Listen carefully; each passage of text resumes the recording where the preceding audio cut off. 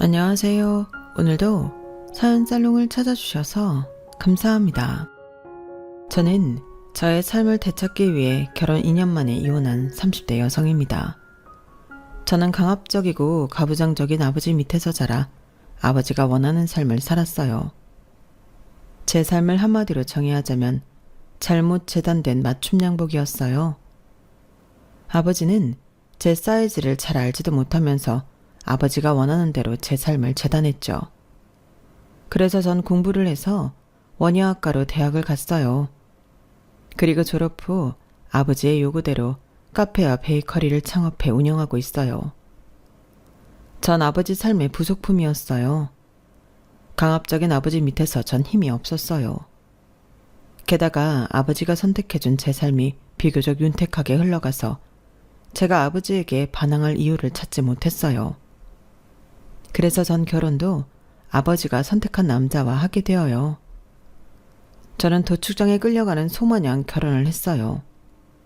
그리고 아버지의 바람대로 아버지의 선택이 틀리지 않았다는 것을 증명하듯 결혼 생활도 윤택했냐고요? 그렇게 묻는다면 불행인지 다행인지 모르게 제 결혼은 엉망이 되었다고 말씀드리고 싶어요. 제 문제는 아니었어요. 탐욕스러운 시댁의 문제였죠. 하지만 덕분에 그게 계기가 되어서 저는 시댁에서 탈출할 뿐 아니라 저의 삶을 살게 되었어요. 그러니 불행 중 다행이라고 할까요? 오늘 저는 저의 탈출기를 보여드릴까 해요. 지금부터 시작할게요. 앞서 말했듯이 저는 강압적이고 가부장적인 아버지 밑에서 자랐어요. 아버지와 엄마의 관계를 생각하면 남자는 하늘, 여자는 땅이라는 말이 절로 나와요. 왜냐하면 엄마는 늘 아버지의 시중이었고 아버지는 엄마에게 늘 큰 소리로 이야기했거든요. 가까이 있는데도 호통치듯 말이에요. 아버지 화났어?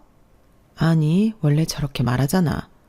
원래가 어딨어. 엄마한테만 그러잖아.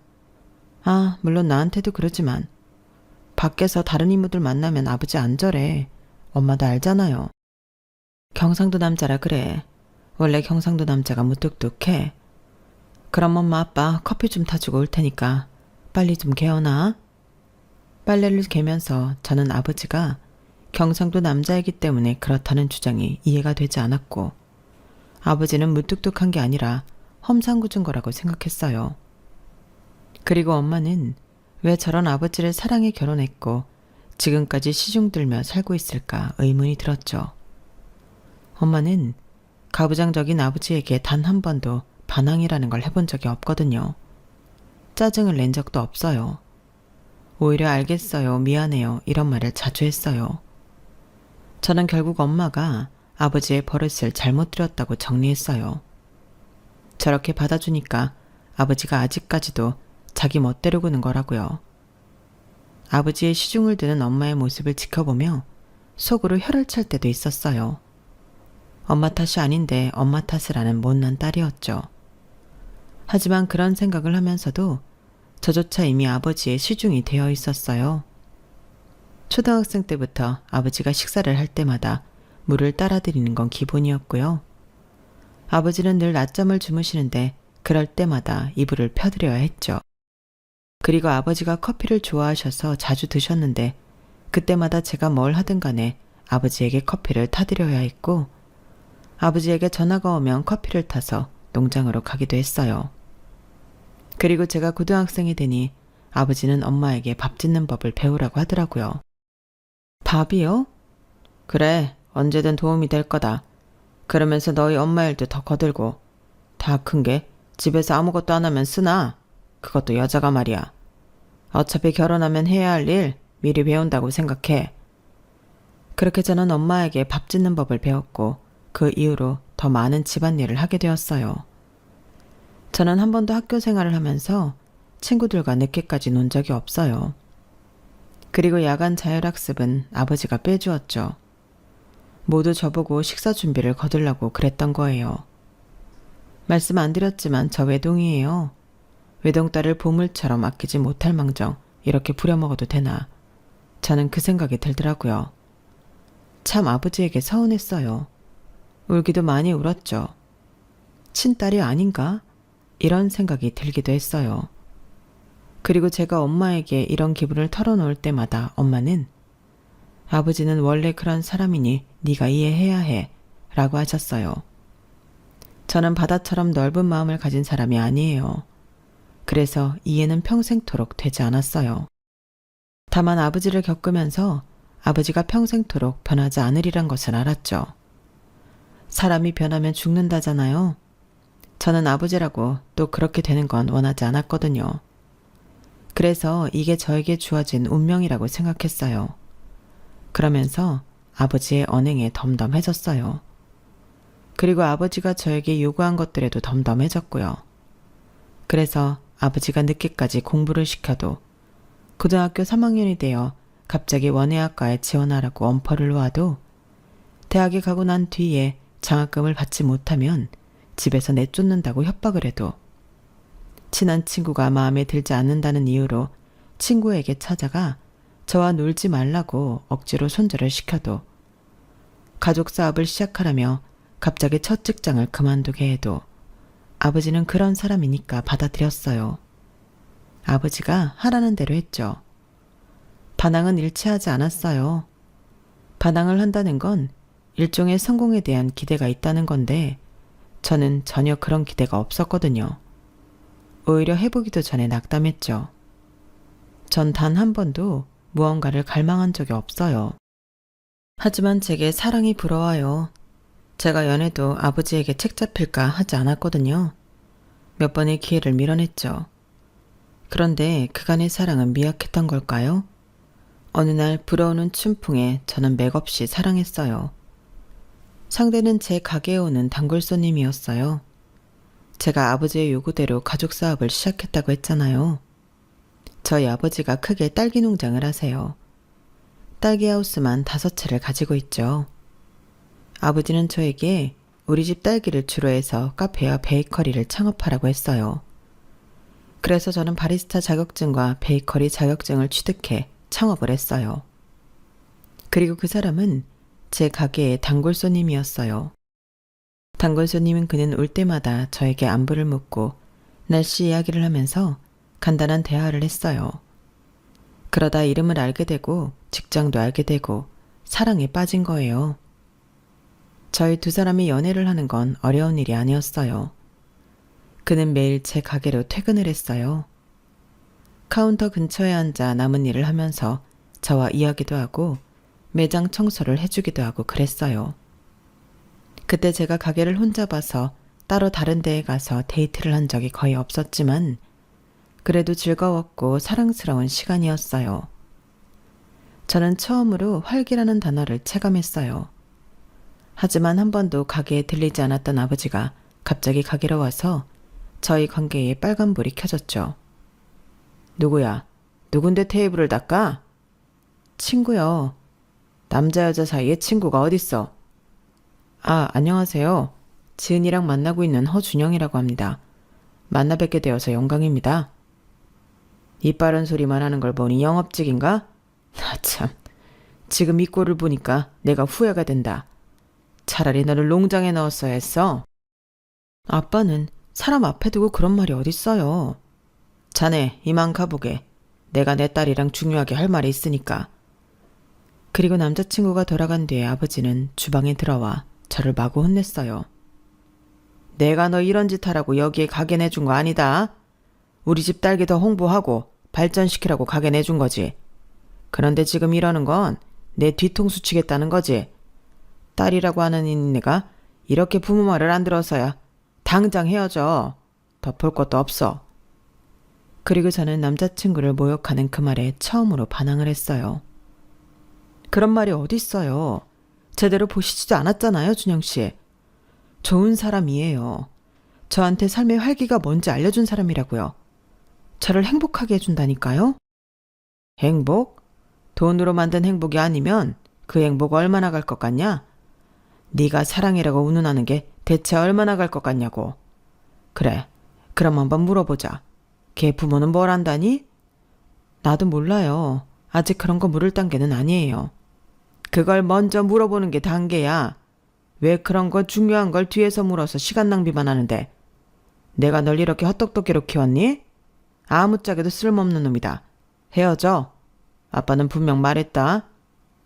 저는 그 뒤로 아버지에게 크게 상처를 받아서 아버지와 말을 하지 않았어요.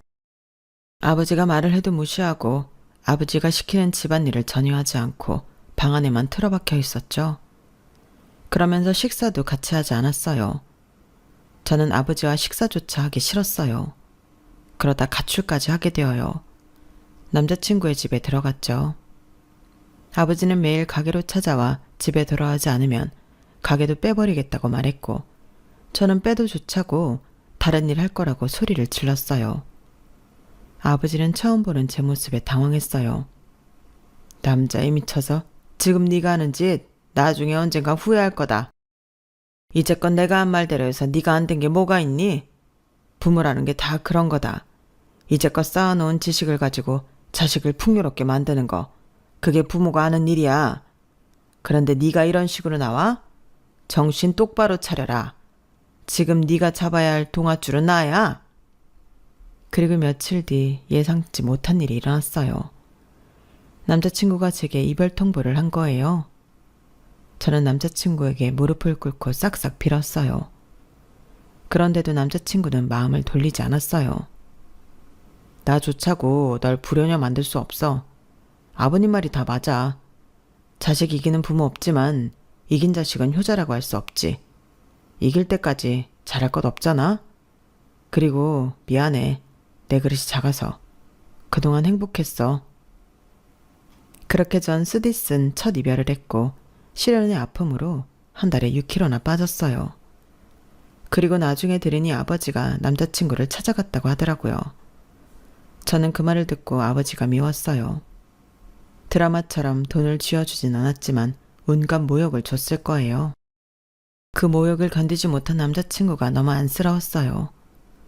저는 이 사실을 알기 전까지 남자친구에게 연락을 했는데 그 이후로 하지 않았어요. 제게 그럴 자격이 없더라고요. 그리고 아버지는 빈틈을 타 제게 중매를 보라고 했어요. 아버지 지인 중에 고추 농사를 짓는 할머니가 있는데 그 댁 손자가 참 괜찮다고 소문이 났다고요. 저는 거절할 힘도 없었고 이미 제 인생은 망했다고 생각해서 알겠다고 했어요. 그렇게 저희 가족은 중매 겸 상견례처럼 온 가족이 모여 식사를 했어요. 어른들만 신나서 떠들었죠. 첫 만남의 예단은 얼마, 결혼식은 어디서 이런 이야기를 했어요. 가끔은 저와 그댁 아들 눈이 마주쳤는데 저와 비슷한 표정을 짓고 있더라고요. 딱 봐도 알 수 있었어요. 이 사람도 보통 휩쓸리는 사람이 아니구나 하고요. 저는 제 결혼에 대해 어떤 어필도 하지 않았어요. 시련의 아픔으로 고통스럽기도 했고 이보다 더 최악일 수는 없다고 생각했거든요. 그러니 일주일 만에 결혼 날짜를 잡더라고요. 엄마, 시어머니와 함께 웨딩드레스도 맞추고요. 그리고 낯선 남편과 어색하게 웨딩 사진도 찍고 그렇게 결혼을 하게 되었어요. 제 결혼 생활에 대해 이야기하기 전에 잠깐 시댁 이야기를 할게요. 중매를 선 남편의 할머니는 친할머니로 저희 친정이 사는 동네에 사시고 고추 농사를 하세요. 크게 하는 건 아니고 1년 벌어 1년 살 정도로 고추 농사를 한다고 들었어요. 그리고 저희 시아버지는 군무원으로 재직하다가 퇴직 후 시할머니를 돕고 있어요. 시아버지는 형제가 2남 3녀인데 형이 은행원이어서 본인이 고추 농사를 물려받을 거라고 생각하고 있어요. 저희 시어머니는 마트에서 아르바이트를 하시고요. 그전에도 다양한 아르바이트를 하며 생계를 유지했어요. 넉넉하진 않지만 부족하지도 않으려고 그랬죠. 그렇게 남편과 시누이를 키웠어요. 남편은 결혼 당시 인테리어 회사를 다니고 있었어요. 그리고 남편과 3살 터울의 시누이는 3년 전 항공과를 졸업해놓고 있었죠. 시누이는 대기업 항공사에 취업하고 싶어 했어요. 대기업 항공사가 아니면 취업하지 않겠다 했죠. 그래서 제가 결혼할 때 시누이는 무직 상태였어요. 이렇게 말하고 보니 저희 아버지가 왜 저와 남편을 결혼시켰는지 저조차도 의문이 드네요. 고작 이런 남자와 집안과 결혼시키려고 저를 그 사람과 헤어지게 했다니. 하지만 아버지는 한 가지만 봤어요. 사실 아버지도 남편의 집안이 성에 차지 않았어요. 하지만 오직 시할머니만 보고 결혼시킨 거예요. 시할머니의 고추밭과 시어머니가 사는 5억짜리 단독주택, 그리고 옆집이기 때문에 잘 아는 시할머니의 성품을 본 거예요. 시할머니가 동네에서 유명한 여장부거든요. 겉모습만 그런 게 아니라 성격도 시원시원하고 남편과 일찍 사별하고 5남매를 키우며 생활력도 대단했어요. 그리고 아버지와 시할머니는 이모 조카하는 사이였어요. 조금 시간을 거슬러 올라가야 하는데요. 저희 돌아가신 친할머니가 시할머니와 언니, 동생 하던 사이예요. 저희 친할머니도 혼자서 자식들을 키워 서로 유대감이 있었죠. 무척 친하게 지내셔서 어릴 때부터 아버지는 시할머니에게 이모라고 불렀어요. 하지만 그 당시는 이렇게 친밀하지 않았어요. 사이가 돈독해진 건 저희 시할머니가 돌아가신 이후부터예요. 저희 친할머니가 아버지가 제대를 하고 얼마 안 돼서 갑자기 돌아가셨어요. 정말 갑자기 돌아가셔서 장남인 아버지는 급하게 딸기 농장을 물려받아야 했죠. 장례식에서도 정신이 없었어요. 그때가 겨울이어서 바쁠 때였거든요. 계속 농장을 왔다 갔다 해야 했죠. 그때 가장 많은 도움을 주신 게 시할머니예요. 그리고 장례식 이후에도 시할머니는 딸기 농장에 찾아와 갑작스럽게 딸기 농장을 물려받은 아버지에게 큰 도움이 되었어요. 아버지는 아직도 당신의 하우스를 5채나 가질 수 있었던 게 시할머니 덕분이라고 말해요. 그래서 제 결혼 상대를 찾을 때 시할머니에게 적당한 사내가 없냐고 물었고, 시할머니는 자기 손주는 어떠냐고 되물어보셨어요. 아버지는 시할머니의 아들, 그러니까 저희 시아버지가 당신 수준에 맞지 않는다는 걸 알았어요. 하지만 시할머니의 농장을 물려받으면 어느 정도 수준이 맞지 않을까 해서 중매를 결정한 거예요. 그리고 솔직히 아버지는 급하셨겠죠. 제가 또 야반도주로도 할까봐 두려웠을 거예요. 왜 이렇게 지은이 결혼을 서둘러? 이모는 몰라도 그 집안에 성에 안 찬다며. 군무원이라 그랬나? 게다가 곧 퇴직한다며. 하나밖에 없는 딸이야. 조금 신중해도 되잖아요. 지금 내가 신중하지 않다는 거야? 남편이 하는 일에 이러쿵저러쿵 하는 거 아니야. 그리고 지금 신중하게 고르면서 시간 보낼 여유가 있어? 하나밖에 없는 딸이 지금 저 모양인데. 쟤 저러다 정말 쪽팔린 집안에 시집간다고. 전에 만났던 그놈은 집에 돈도 없고 배포도 없고 영 아니었다는 거 당신도 알잖아. 이러니 내가 이러지 않고 배겨? 또 단식 투쟁하고 야반도주하고 그 꼴 다시 못 봐.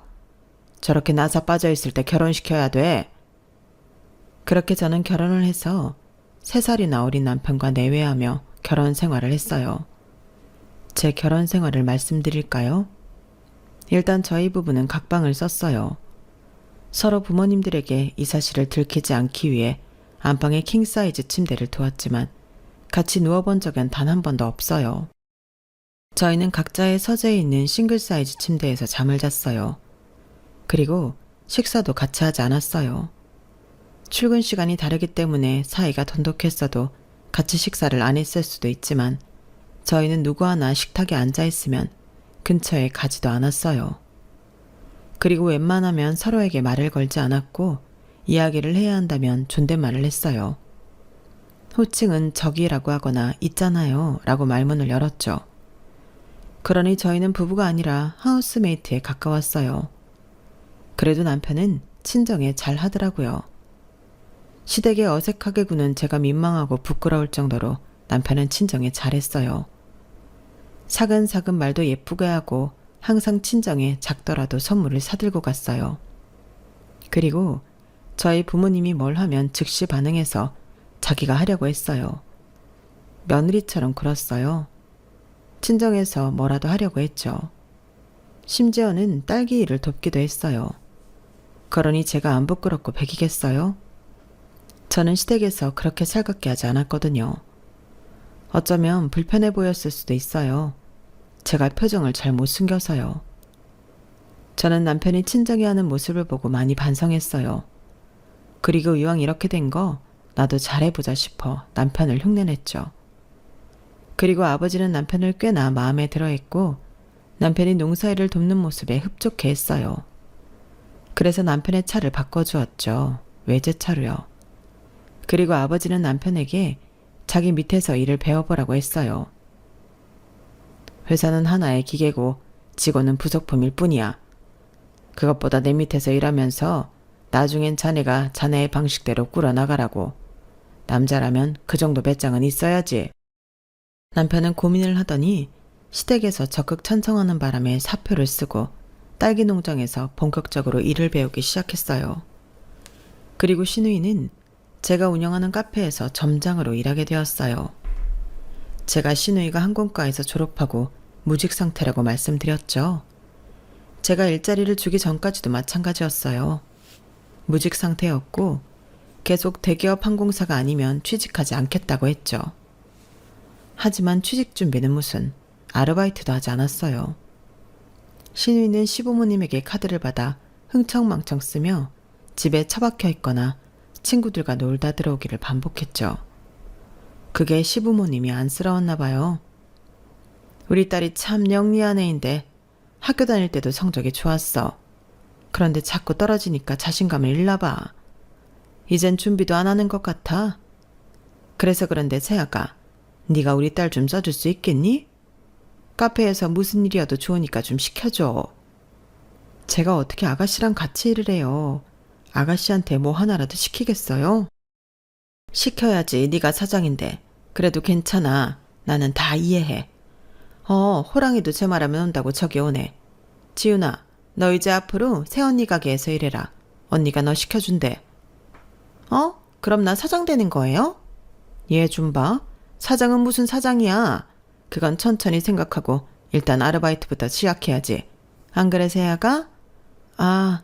제가 일단 생각을 좀. 믿을 사람은 가족밖에 없어. 생팍 모르는 남보다 가족한테 맡기는 게 낫지. 생각은 무슨. 아버지한테 상의를 하고 말씀드릴게요. 어머, 너 그거 네 가게 아니니? 왜 사돈어른한테 물어봐야 해? 아르바이트 뽑을 때도 그러니? 아니죠. 아르바이트 뽑을 땐 그러지 않죠. 제가 다 결정해요. 하지만 이번 일은 아버지에게 여쭤봐야 할 것 같아서. 아니, 솔직히 그게 나름 거절의 표현이었어요. 어떻게 시누이랑 일을 해요? 하지만 시부모님은 제 의도를 알아차리지 못하는 건지 알아차리려 하지 않는 건지 계속 시누이를 꽂아달라고 하더라고요. 그리고 아버지에게 말하니 아버지는 흔쾌히 그렇게 하라고 했어요. 그렇게 해. 가족끼리 당당하게 뭉치면 좋지 뭘 그래? 그리고 너도 참 인정이 없다. 사돈 아가씨가 안쓰럽지도 않아? 그거 다 삐뚤어진 거야. 요즘 취업시장이 어떻게 되려고 그런 인재를 못 알아차리는지. 저번에 보니까 유독 예쁘고 그렇더만. 승무원이면 예쁘면 장땡 아니야? 그럼 아르바이트부터 시작하라고 할게요. 뭐? 아르바이트? 너는 참 왜 이렇게 인색하니? 그리고 사돈 아가씨한테 아르바이트부터 시작하라고 하면 내가 뭐가 돼? 내 결정에 먹칠당하는 건 내 얼굴이야. 바로 점장으로 둬. 아니면 매니저로 두든지. 그렇게 해서 시누이는 제 카페의 점장이 되었어요. 물론 하는 일은 아르바이트 수준이었죠. 그래서 제가 하는 일엔 변함이 없었어요. 카페도 살피고 베이커리도 살피고 바빴죠. 그리고 저희 아버지는 남편이 마음에 들어서인지 시댁에 굉장히 잘해주셨어요. 결혼을 하고 첫 명절이었는데요. 저에게 샤넬 가방과 롤렉스 시계를 주더니 시부모님에게 가져다 주라고 하더군요. 그리고 시누이에게는 프라다 지갑을 선물하셨어요. 시부모님과 시누이는 껌뻑 넘어갔죠. 그 후엔 시부모님 생신이 있었는데 그땐 용돈을 주라며 아버지가 100만 원씩 줬어요. 저는 저와 남편이 드릴 용돈을 합쳐 150만 원을 각각 드렸죠. 그때도 얼굴이 붉어지실 정도로 좋아하더라고요. 그리고 시부모님이 시할머니가 사시던 집에서 이사를 할 땐 아버지가 돈을 보태셨어요. 시부모님이 아파트로 들어간 게 아니라 땅을 사고 집을 올렸는데 거의 집값 수준의 돈을 주었죠. 그런 이유로 시부모님은 저를 귀하게 대했어요. 저는 시댁에서 설거지를 해본 적이 없어요. 그리고 제사 때는 거들기만 할 뿐 제대로 제사상을 차리지 않았죠. 그런데 결혼한 지 1년이 지나 저희 친정아버지가 대장암 말기 판정을 받으세요. 예상하지 못한 일이어서 저희 가족뿐 아니라 시댁 식구들도 놀랐죠. 저와 엄마는 아버지를 케어하는데 시간을 다 보내야 했어요. 카페 일이 좀 능숙해진 시누이에게 맡기고 베이커리는 믿는 직원에게 맡겼어요. 엄마도 딸기 농장을 남편에게 맡겼고요. 그러면서 입원을 하지 않겠다는 고집스런 아버지를 케어하고 병원에 모셔다 드리고 했어요. 정말 정신없는 1년이었죠. 그런데 시댁에서는 저희 아버지가 아픈 와중에도 명절 선물, 생신 용돈을 기대하고 있었어요. 저희 친정 식구들은 정말 정신이 하나도 없어서 명절이 뭐예요? 생신이 뭐예요? 오늘이 월요일인지 수요일인지도 몰랐는데요. 그러니 대놓고 실망하더라고요. 아무리 사돈어른이 아프시지만 가족 행사는 치러야 하지 않니? 오지도 않고 전화도 없고 병원도 명절엔 쉬지 않아. 세상이 말세야 말세. 사돈어른도 그렇게 안 봤는데 시야가 좁으시네. 그리고 시누이와 남편이 혼자 일하는 것을 못마땅하게 생각했죠. 그래서 이제 아버지가 아프고부터 저에게 일을 시키더라고요. 설거지를 하라고 눈치를 줘서 설거지를 하기 시작했고요. 제사뿐 아니라 단순한 식사 자리에도 은근슬쩍 뒤집개와 같은 조리도구를 쥐어주었어요. 그리고 저보고 일을 못한다며 구박을 했죠. 언니는 카페에서는 잘만 하면서 여기서는 왜 그래요? 배운 적 없어요? 그러게 야물딱지낸 줄 알았는데 완전 잘못 봤구나. 거기 탄다. 불 앞에서는 딴 생각을 하면 안 되지. 그리고 시댁 식구들은 제가 시누이와 남편을 혹사시킨다고 생각했어요. 우리 아들이랑 딸은 언제까지 혼자 일을 해야 해? 아주 힘들다고 난리야. 특히 우리 지은이는 집에 들어오기만 하면 잠만 잔다니까? 뭘 먹지도 않고. 쟤 살 빠진 것 좀 봐. 너는 느끼는 것도 없니? 아무리 네 아버지가 아프지만 산 사람은 살아야지. 산 사람이요? 저희 아버지 아직 살아계신데요. 대장암이라며 그것도 말기. 그거 손 못 쓴다더라. 너도 마음의 준비해. 저는 그 말을 듣고 무조건 아버지를 살려내야겠다고 생각했고 다시는 시댁에 갖다 바치지 않겠다고 다짐했죠. 하지만 하늘은 제 편이 아니었어요. 아버지는 1년 동안 아프기만 하다가 돌아가셨어요. 이번은 죽어도 안 하겠다고 해서 집에 와서 돌아가셨어요. 동네에 구급차가 와서 온데간데 소문은 다 났고요. 그 소문을 들었는지 시아버지한테 전화가 오더라고요. 어떻게 이야기 들었다. 정말이지? 정말 가신 거야? 아, 네. 그렇게 됐어요. 아버님, 제가 나중에 연락을. 그럼 우리 아들이 드디어 그렇게 된 거니? 그렇게요? 아니다. 그래, 아무튼 잘 치르고 와라. 우리는 꼭 안 가도 되지? 조의금은 아마. 그리고 옆에 있던 남편도 전화 중이었는데요. 시어머니인 것 같았어요. 알겠어요. 알았다니까. 보고 갈게요. 저는 무슨 일인지 묻고 싶지도 않았어요. 그리고 장례식을 준비했어요. 아버지가 분홍이었다 보니 손님들이 많았어요. 저는 슬픈 것도 뒤로 한 채 사람들을 상대했죠. 시아버지는 조의금으로 10만 원을 보냈더라고요. 나머지 식구들은 조의금을 보내지도 않았고요. 별로 신경 안 썼어요. 기분이 썩 유쾌하지도 않았지만요. 그런데 조심스럽게 남편이 제게 와서 잠깐 집에 간다는 거예요. 손님이 이렇게 몰렸는데 말이에요. 갑자기요? 급한 일 있어요? 뭐 그런 건 아닌데 제가 꼭 필요하지도 않잖아요. 제가 아는 분들도 한 명도 없고. 뭐 필요한 거 있으면 말해요. 들러서 가져올게요. 들려요? 집에 간다면서요? 아, 본가요. 잠깐 오라고 해서. 저는 내심 서운했지만 그러기엔 저희가 제대로 된 부부 사이는 아니라고 생각해서 남편을 보냈어요. 그리고 1시간 뒤에 제 휴대폰으로 사진 몇 장이 날라왔어요. 시댁이었어요. 풍선이 창문에 마구 붙어있고 부잣길만 걷자라고 적힌 플랜카드가 있었죠. 그리고 제 베이커리에서 산 케이크가 있었고 갖가지 음식들이 있었어요. 술도 있었고요. 이게 뭐냐고 남편에게 물었어요. 그런데 남편은 보고도 답장을 안 했어요. 제가 전화를 했어요. 주변이 시끄러웠어요. 이거 뭐예요? 잠시만요. 이거 뭐냐니까요. 제가 다급하게 물은 뒤에 시어머니의 목소리가 들렸어요. 우리 아들. 세상에 우리 아들 복도 많지. 어떻게 그런 재산을? 그게 뭐 내 재산이에요. 아들아, 너 후계자로 키운 사람이 지금 죽었어. 그럼 뭐야? 네가 물려받는 거야. 그 어마어마한 딸기 농장을. 좋아해도 모자랄 판의 표정이 그게 뭐니? 파티야, 즐겨. 그리고 술잔이 부딪히는 소리가 들렸고 시댁 식구들이 흥얼흥얼 노래를 부르며 이제 돈방석에 앉았다고 이야기하는 소리가 들렸어요. 딸기하우스 한 채 이만큼 번다니까? 5채면 억소리 나게 벌게 생겼네. 어깨춤이 절로 난다. 저는 전화를 끊었어요. 너무 열이 받아서 숨이 제대로 안 쉬어지더라고요. 그리고 전 상복을 입은 채로 시댁으로 달려갔어요. 한 군데 들렀다가 갔어요. 제 베이커리에 들러 딸기잼이 가득 든 빅토리아 케이크를 가져갔죠. 시댁 현관문을 두드렸어요. 그러니 시아버지가 문을 열어주더군요. 술 냄새가 진하게 났어요. 열이 받더군요. 저는 신발을 신고 거실로 가서 주변을 살폈어요. 풍선에 플레잉카드, 케이크에 각종 음식들. 정말 파티를 하고 있더군요. 저는 케이크를 꺼냈어요. 거지되는 거 축하드려요. 그러면서 빅토리아 케이크를 식탁에 던졌죠. 퍽 소리가 나더니 딸기잼이 주르륵 흘러 음식을 덮었어요. 어때요? 나름 댁들 미래 같은 걸 사왔는데. 이게 무슨 짓이야? 갑자기 쳐들어와선. 그리고 뭐? 거지? 이 케이크가 우리의 미래라고? 뭔 생뚱맞은 소리야. 그리고 저는 식탁을 뒤엎었어요.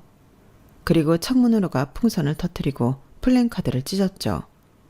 그리고 안방으로 가서 샤넬 가방과 롤렉스 시계를, 그리고 시누이의 방에 가서 프라다 지갑을 가져왔어요. 그리고 부엌 칼로 하나하나 찢고 망가뜨렸죠. 시부모님과 시누이가 경악을 했어요. 소리를 지르면서 찢어진 잔해들을 끌어모았죠. 그리고 눈물을 뚝뚝 흘리며 저에게 욕을 했어요. 이게 무슨 짓이야? 내 첫 명품 가방에 대체 무슨 짓이냐고. 악독한 것 같으니라고. 미친 것 같으니라고.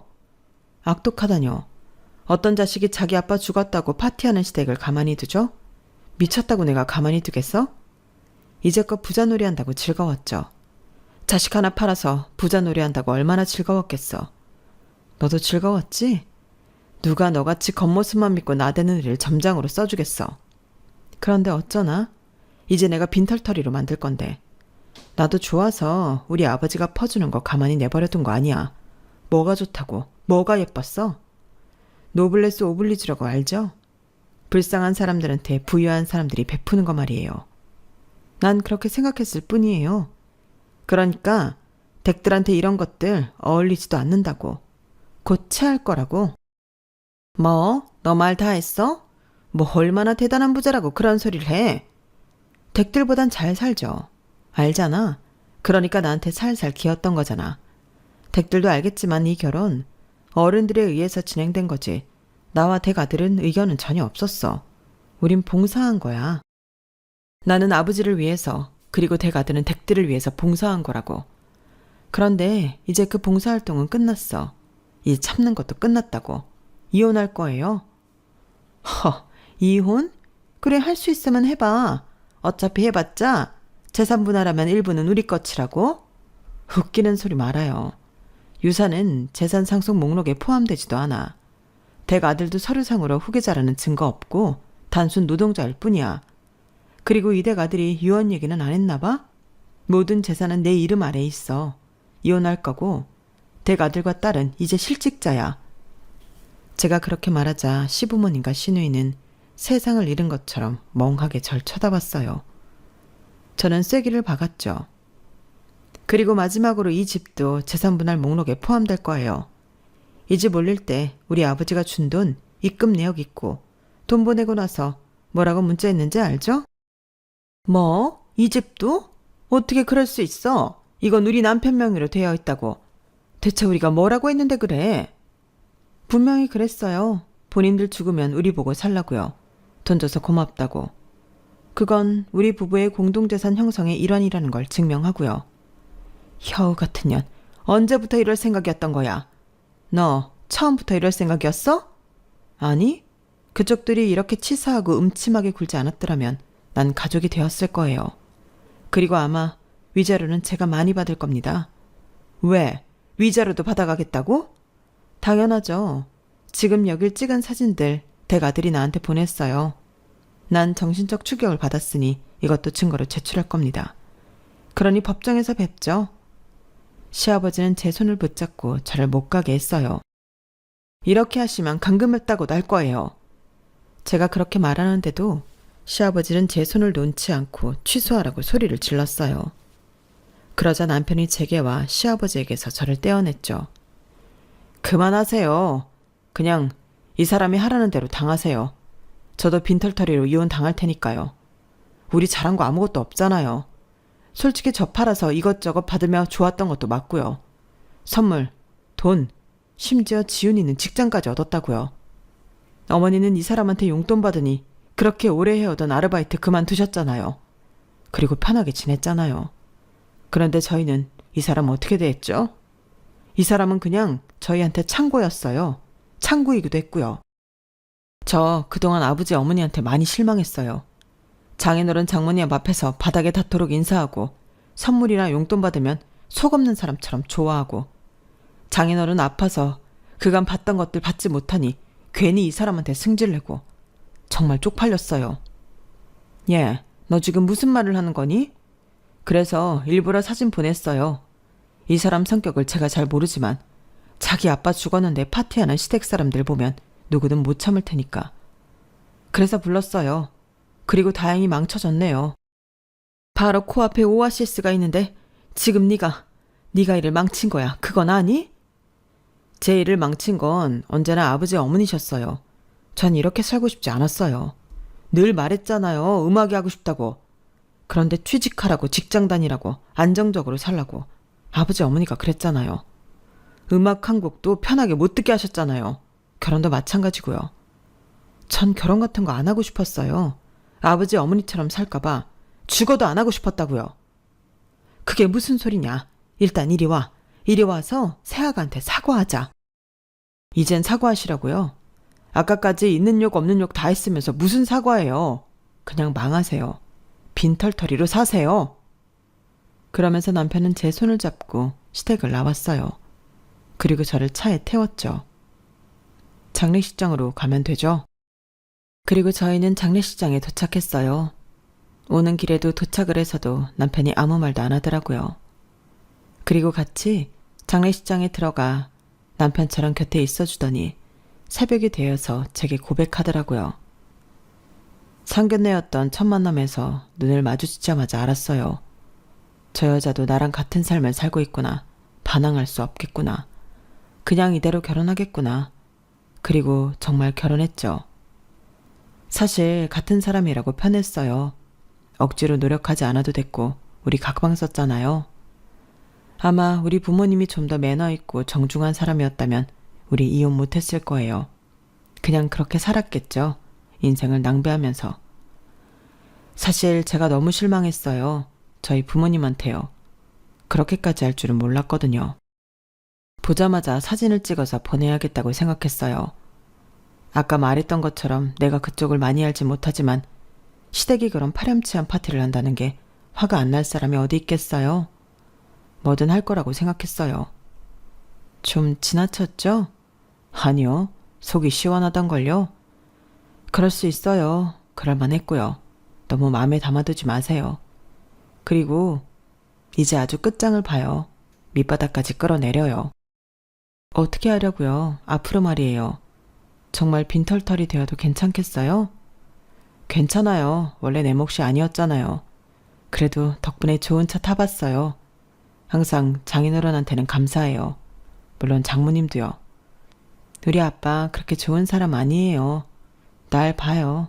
이렇게 살고 있는데 뭘. 저한텐 좋은 분이었어요. 하는 만큼 인정해 주시는 정직한 분이었고요. 정말 어떻게 하려고 그래요? 정말 아까 했던 말처럼 해도 돼요? 돼요. 그렇게 해요. 그리고 나는 이제 우리 가족한테서 멀리 벗어날 거니까 뭐든 할 수 있지 않겠어요?